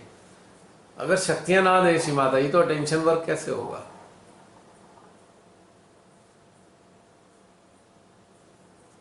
कई साल पहले भी आप देखिए, जब ये ग्रुप बनवाया श्री माता जी ने इविल सेंटर्स के नाम से, तब आतंकवादियों का कितना बुरा हाल कर रखा था। आतंकवादियों ने पूरे विश्व को अपने कब्जे में ले रखा था। आतंकवादियों ने, आप देखते होंगे फोटो की गर्दनें काट काट के लटका रखी हैं, गेट पे लटका दी गर्दनें। जो नहीं मान रहे उनको मार दिया। उसके बाद अटेंशन वर्क कराते गए श्री माता जी, एक समय आया कि जीरो हो गए। ISI वाले आतंकवादी आज हैं कहाँ? वेयर? चाहे किसी भी देश ने आक्रमण किया, हमें नहीं पता शक्तियां किससे क्या काम कराएं, लेकिन हमें तो इतना पता है उन्होंने अटेंशन वर्क कराया, प्रेरणा दी। अब भी चल रहा है, अटेंशन वर्क चलता है। तो ऐसा नहीं है कि वो फेलियर है। बार बार जो लगातार रोज एक्सपोजर हो रहे हैं, एवरीडे जो षड्यंत्र होता है अगले दिन एक्सपोज हो जाता है, तो ये भी वही शक्तियों का कार्य है और ये भी वर्क का ही परिणाम है। आप सबके, आप लोग जो सिंसियरली अटेंशन वर्क करते हैं, इंडिविजुअल लेवल पे भी करते हैं, उसका परिणाम आ रहा है ये। अब एलिमिनेशन भी शुरू होगा। अभी तो सरफेस पे लाने का काम चल रहा था। जो इन चीजों के पीछे जो मेन सोर्स है, ये शक्तियां उनको कम तो पहुंचेंगी, पर ऊपर भी इनका शिकंजा होना चाहिए ना इन शक्तियों का। देखिए बहन, हर युग में राक्षस जन्म लेते आ रहे हैं, और राक्षस जब बढ़ जाते हैं एक काल में, तभी पूरे राक्षस विश्व पे कब्जा करना शुरू कर देते हैं। ये भी वही टाइम चल रहा है, लेकिन हर काल में शक्तियां ही उन्हें मारती हैं। अब फिर मारेंगी इन्हें शक्तियां।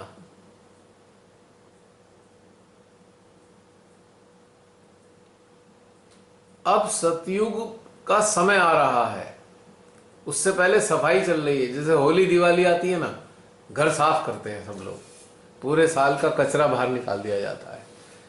पहले तो उसे बाहर निकाला जाता है, फेंका तो बाद में जाता है ना बहन। कुछ तो जला दिया जाता है, कुछ बांट दिया जाता है, कुछ फेंक दिया जाता है, कुछ बेच दिया जाता है। लेकिन ये काम रोज रोज तो नहीं होता ना। दिवाली पे, यानी कि साल में सबसे ज्यादा दिवाली पे होता है कचरा फेंकने का काम, लेकिन पूरे साल तो नहीं होता ना।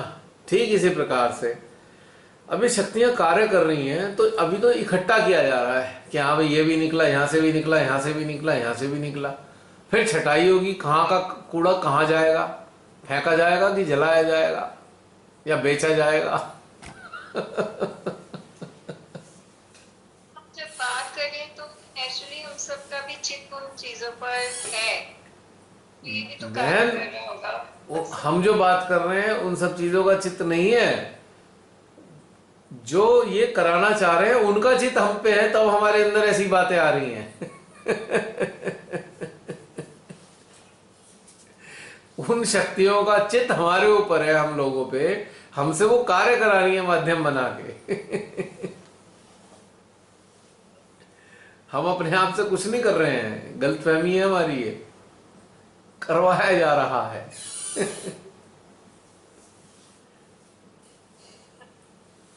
ये सारी चीजें कराई जा रही हैं, ये करा नहीं जा रहा है, करवाया जा रहा है हम लोगों से कार्य। उन्होंने छांटा है जिन जिन की अंतर चेतना इस स्तर पे है, जो बुराइयों के खिलाफ काम करने चाहते हैं, जिनकी मन स्थिति इनके बिल्कुल विरोध में है बुराइयों के, उनको ही छांटा है उन्होंने, उनको ही सिलेक्ट किया है।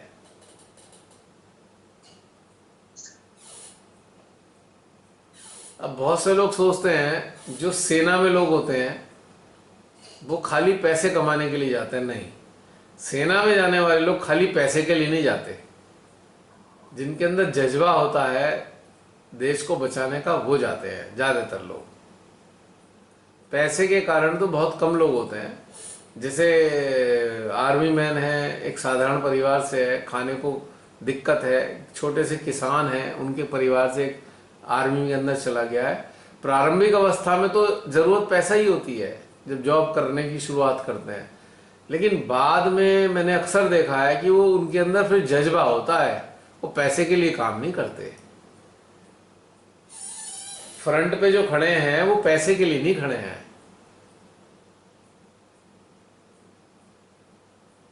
ये लुच्चे सत्ता में हैं, ये पैसे के लिए हैं सत्ता में लुच्चे, और फ्रंट पे जो खड़े हैं वो बिना पैसे के खड़े हैं। ये देखिए आप, कितना दुर्भाग्य है देश का। ये सारे लुच्चे नेता, चोर, डाकू, बड़े बड़े क्राइम है इनके ऊपर। कैबिनेट के अंदर कितने सारे लोगों पे क्रिमिनल केस लगे हुए हैं। सांसद कितने सारे, 43% से ज्यादा सांसद क्रिमिनल केस वाले हैं। ये लुच्चे देश चलाने के लिए हैं, और जो सच्चे लोग हैं वो बॉर्डर पे हैं। आप देखिए कैसा दुर्भाग्य है।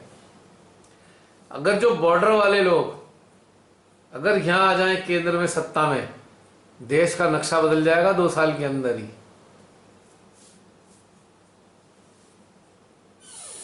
कल के दिन यही सब प्रार्थना करते ना, कल के दिन अगर ये जो सत्ता में, ये जो बॉर्डर पे खड़े हुए लोग हैं, अगर सत्ता में आ गए तो ये बॉर्डर्स की जरूरत ही नहीं होगी। ये काम ही ऐसे करेंगे, बॉर्डर की रक्षा करने की जरूरत ही खत्म हो जाएगी। इन लुच्चे नेताओं के कारण बॉर्डर तैयार हुए हैं, इन लोभी नेताओं के कारण। बॉर्डर इन्हीं दुष्टों ने तैयार कर रखे हैं। बॉर्डर की जरूरत ही नहीं है हमारे विश्व में। लोभ के बॉर्डर हैं, लोभ के। लुच्चे नेता अपने लोभ को पूरा करने के लिए बॉर्डर्स का निर्माण करते हैं।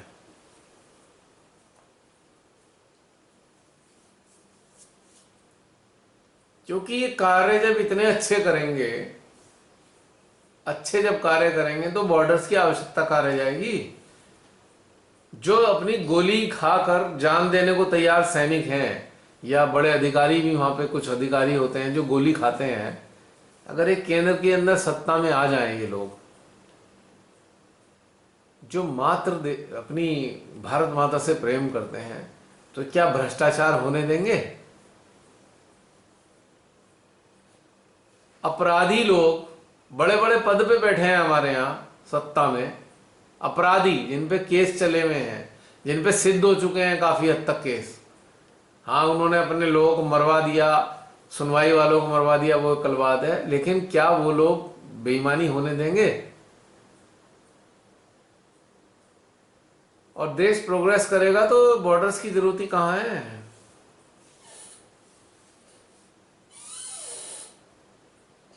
लोग कहते हैं देश के बॉर्डर हैं, मैं कहता हूं ये लोभ के बॉर्डर हैं। लोभ ने निर्माण किया इन बॉर्डर्स का।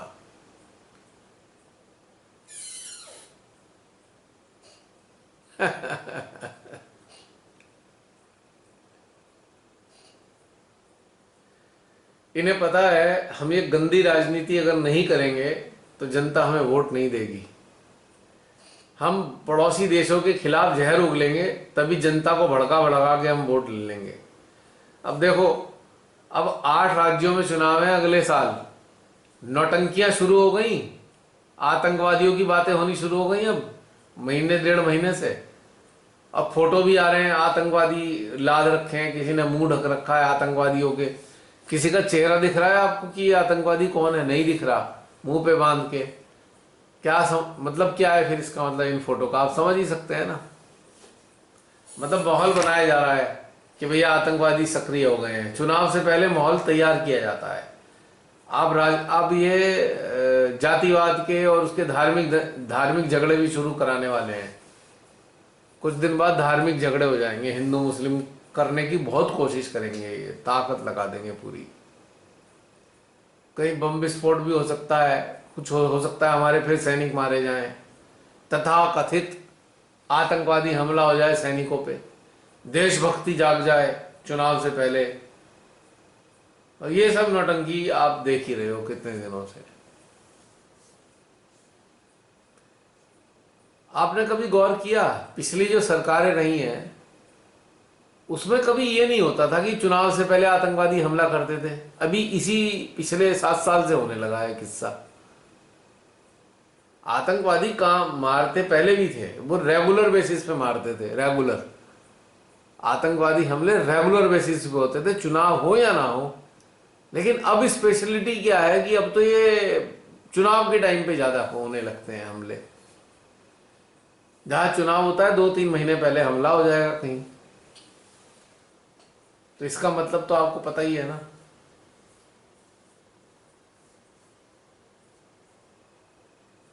पहले सब क्वालिटी जैसे होते हैं ना, अच्छी क्वालिटी के थे सारे politicians। यस यस अब यस। तो पता नहीं इन्होंने क्या कर्म करके आए हैं कि जो नहीं, इतना ये लोग राजपाट तो टैक्स ज्यादातर दिया। लोग देखिए, सत्ता में, आज की सत्ता में ज्यादातर अपराधी ही तो हैं।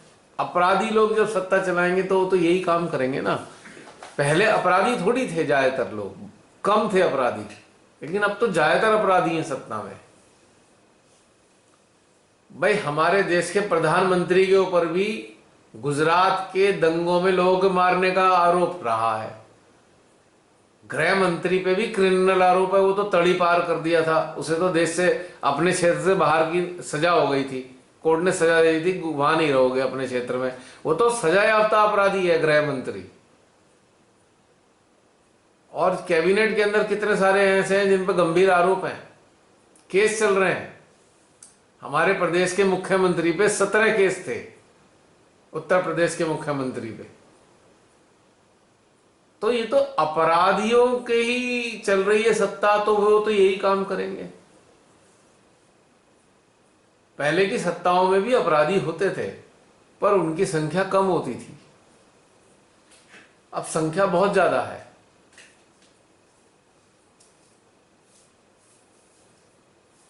अच्छा, पहले की सत्ता में जो विभिन्न मंत्रालय संभालते थे हाईली क्वालिफाइड होते थे।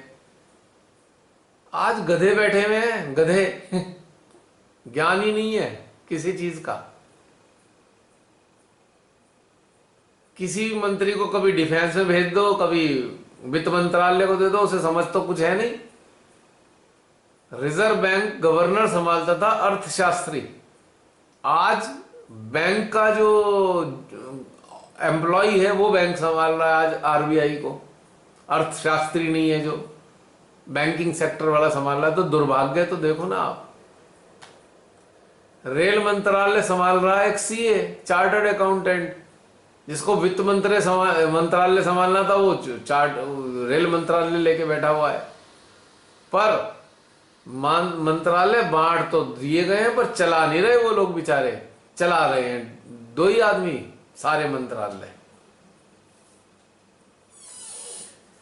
कोई मंत्रालय का मंत्री अपनी मर्जी से स्टेटमेंट भी नहीं दे सकता।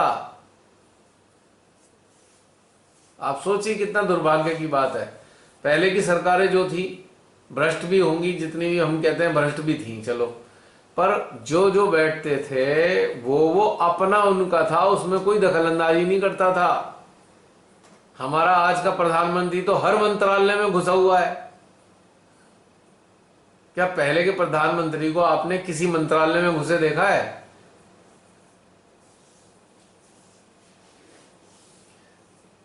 प्रधानमंत्री हर मंत्रालय के डिसीजन लेता है, उसी की घोषणाएं कर देता है। आश्चर्य की बात है। हाँ, भी ओलंपिक्स हुआ, उसमें भी उन्हीं का ही फोटो है। हाँ हाँ। खिलाड़ियों का और वो जो सड़ा हुआ अनाज गरीबों को बट रहा है, उसके ऊपर भी उसका ही फोटो है। वैक्सीन सर्टिफिकेट भी उसी का फोटो है। मतलब प्रधानमंत्री भगवान हो गया हमारा, हर जगह मौजूद है भगवान जी। मतलब ये पद की गरिमा रही क्या? पद इतना चीप हो गया कि एक इश्तेहारी हो गया। इश्तेहार होता है ना, जैसे हकीम फला फला हकीम का जो है इलाज ठीक कराने का एक इश्तेहार, हर जगह इश्तेहार पे मौजूद है हमारे प्रधानमंत्री जी। इतने चीप हो गया है प्रधानमंत्री का पद कि वो कल को पान बीड़ी सिगरेट की डिब्बियों पे भी मौजूद होगा। आने वाले समय में ये लक्षण दिखाई दे रहे हैं। उसमें तो अच्छा ही लगेगा कि चलो इतना चीप है, बीड़ी पे दिख रहे हैं। मतलब एक बात देखिए ना, कभी पहले के प्रधानमंत्रियों के चित्र देखे कहीं ऐसी जगह है? अब सीवेज का उद्घाटन करने वाला भी प्रधानमंत्री है। सीवेज का जो नगर महापालिका को करना चाहिए उद्घाटन, वो भी प्रधानमंत्री करता है। हॉस्टल का, वो एक हॉस्टल खुला, उसका वाइस चांसलर नहीं खोल रहे। हाँ हाँ, वही काम। मतलब क्या हाल बना दिया आज का हाल देखो हमारी देश की सत्ता का। पता नहीं कहाँ जाएंगे ये लोग। हमें तो कभी राजनीति में रुचि रही नहीं, किसी भी पार्टी का कोई भी रहा हो, हमें कोई इंटरेस्ट नहीं रहा। पर ये देख के अफसोस होता है कि पद की गरिमा तो कोई है ही नहीं। और दूसरी बात है, हमारे प्रधानमंत्री जी कभी भी कुछ भी बोल देते हैं, कुछ भी बोल देते हैं। कितनी बड़ी गप हो, गप बोल दो, कोई दिक्कत नहीं है। तो क्या ये क्या है वास्तव में? Exposure time. विष्णु जी का कार्य शुरू हो चुका है श्री कल्कि के रूप में। सबसे पहले उनका कार्य होता है एक्सपोजर करने का। एलिमिनेट करने से पहले एक्सपोजर। ये पार्ट एंड पार्सल है। श्री माता जी इस बारे में बता चुके कि श्री कल्कि एक्सपोज करते हैं पहले, फिर उसको एलिमिनेट करते हैं।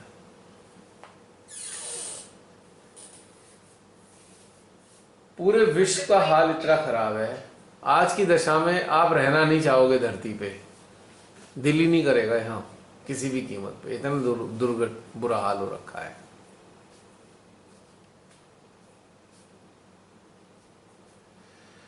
हाँ बहन, कुछ कह रहे थे आप? मैं कहने चाह रही थी, एक्सपोजर के बाद अगर कोई प्रायश्चित करना चाहे तो वो भी नहीं कर सकता, क्योंकि वो इतनी चीजों में इन्वॉल्व हो चुका था, इतने अपराध कर चुका था, इसमें ही नहीं जा सकता। अब एक बात बताइए, एक जहरीला सर्प है, वो अपना भोजन दंश मार के ही करता है, वो कैसे प्रायश्चित करेगा? क्या प्रायश्चित करे वो?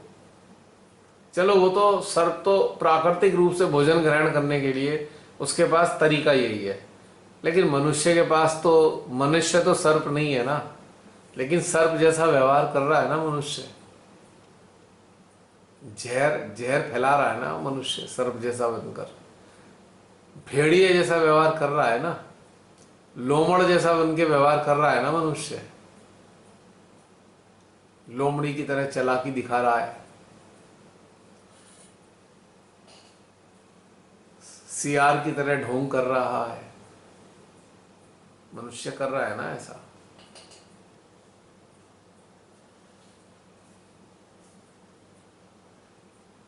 तो उसका परिणाम क्या होगा? ऐसे मनुष्य के जो प्रतिफल हैं उसके पड़ोसी तो नहीं झेलेंगे, उसको ही झेलने हैं आने वाले टाइम में, बहुत जल्दी। तब जो महान आत्माएं सोचते हैं तुम कभी मरोगे नहीं क्या, यू वोंट डाई, बीमार नहीं पड़ोगे कभी, ऐसे अमर हो गए क्या? ऐसा नहीं होता। ना तो कोई ऐसा है पूरी जिंदगी स्वस्थ रह सके, ना कोई ऐसा है कि वो मरे नहीं। तब क्या होगा? चलो वो तो मरेंगे सो मरेंगे, इनके अंधभक्तों का क्या होगा? मैं तो ये सोच के हंसी आती है बहुत। एक एक ने तो अपना पूरी ऐश करी, अपनी सारी, अपने सारे सपने जैसे तैसे पूरे कर लिए, लूट मार कर करा के, वो तो मर गया या अपाहिज होके बैठा है। अब भक्तों, अब तुम क्या करोगे? भक्तों सोच लो जरा, तुम्हारा क्या हाल होने वाला है आने वाले टाइम में, ये सोचने की बात है। अगर माँ के भक्त बने होते तो बेड़ा पार हो जाता, और ऐसे आदमी के भक्त बने हो तो बेड़ा गर्क होगा। एक से बेड़ा पार और एक से बेड़ा गर्क।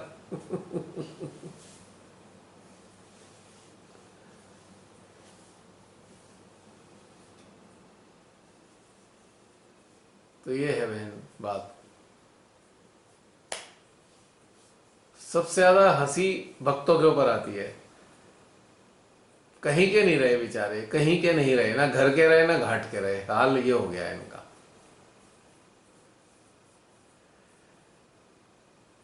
और कुछ इतने हिंसक हैं जो मारकाटी मचाते रहते हैं। जो ट्रेनिंग दी जा रही है इन्हें मारकाट करने की, वो इसी काम में रह रहे हैं। उनका क्या हाल होगा? ये सब बहुत बुरा भोगेंगे आने वाले समय में, बहुत बुरा भोगेंगे ये लोग। मैं इस आधार पे कह रहा हूं कि प्राचीन काल से अब तक का अध्ययन करने के बाद जिन्होंने बहुत बुरा किया उनका बहुत बुरा हुआ है, उस आधार पे कह सकता हूं मैं कोई भविष्य वक्ता तो नहीं, पर आधार के ऊपर कह सकता हूं ये बात। एक अध्ययन का विषय है ये।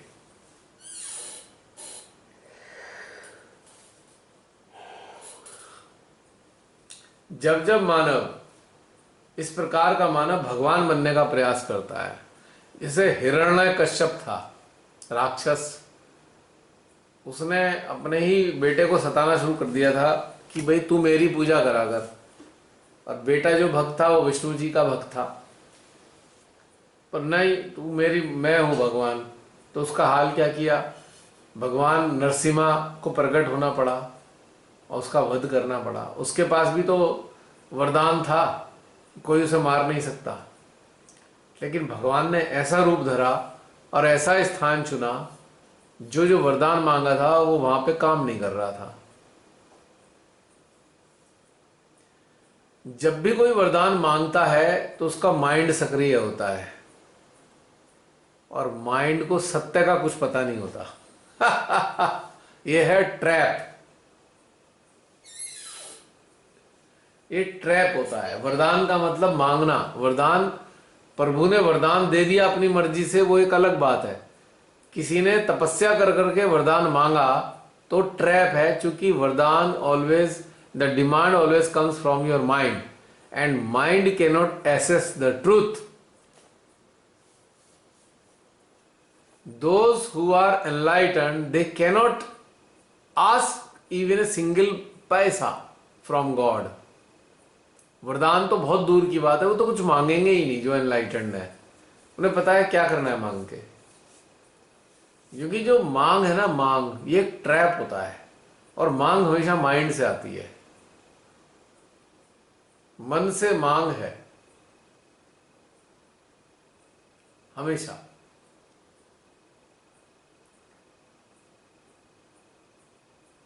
मतलब संसार से संबंधित जो डिमांड आती है वो माइंड से ही आती है, और कोई जरिया नहीं है मांग का। Mind oriented person usually demand for so many things, and those who have got enlightenment, they cannot demand, they don't have any need which may convert into demand.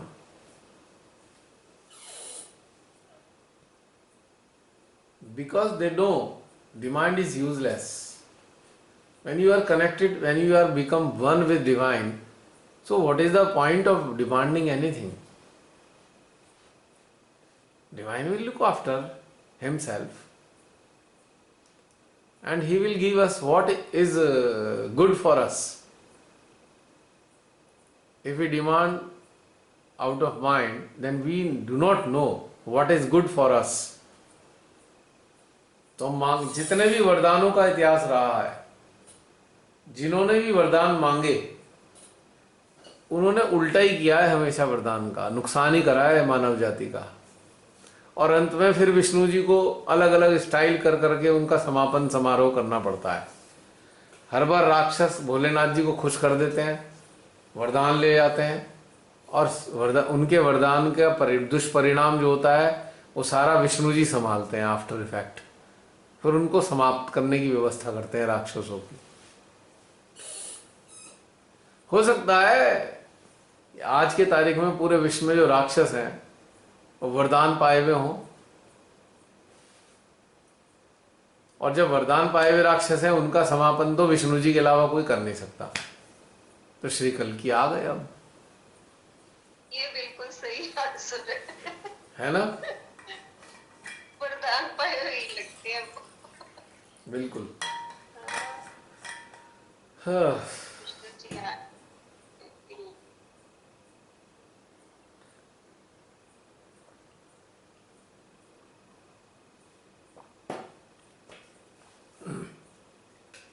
बहन जी समाप्त किया जाए? हाँ जी भैया। हैं? ओके, किसी का कुछ रह गया हो तो बता दीजिए, वरना फिर समाप्त कर रहे हैं।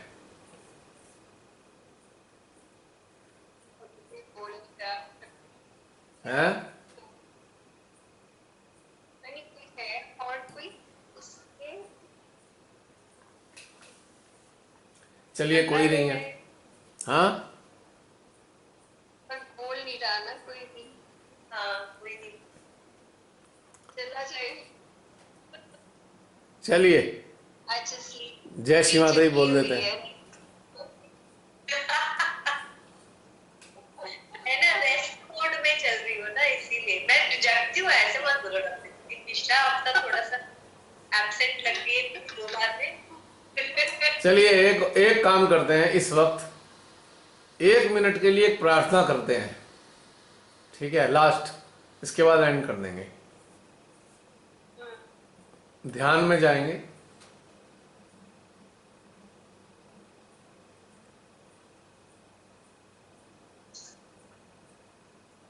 अपने हृदय में अपने चित्त को, चेतना को रखेंगे और श्री मां से सच्चे हृदय से प्रार्थना करते हैं, हे श्री माता जी, वर्तमान काल में राक्षसों का राज हो चुका है, आप जानते हैं। हम सब की हृदय से प्रार्थना है,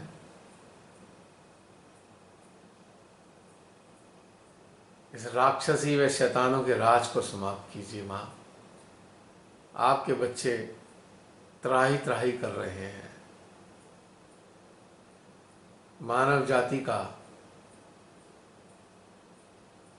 नुकसान पहुंचाया जा रहा है, हत्याएं करने की साजिश की जा रही है, गुलाम बनाने की कूटनीतियां कार्यान्वित की जा रही हैं मां।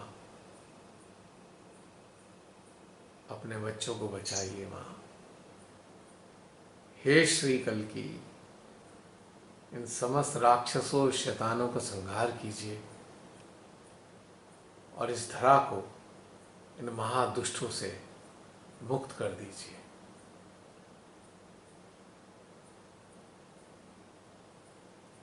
इस प्रार्थना के साथ 1-1.5 मिनट के लिए ध्यानस्थ रहेंगे।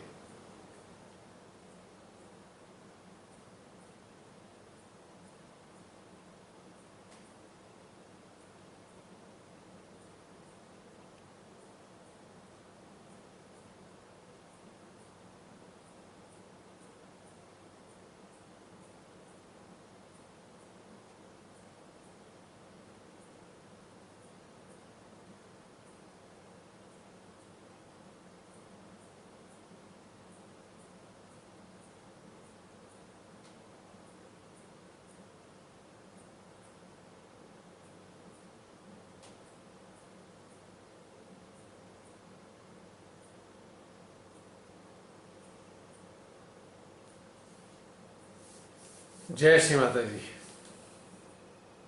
जय श्री माता। फिर मिलते हैं अगले सप्ताह, यदि सब कुछ सुख कुशल मंगल रहा तो। जय श्री माता जी। जय श्री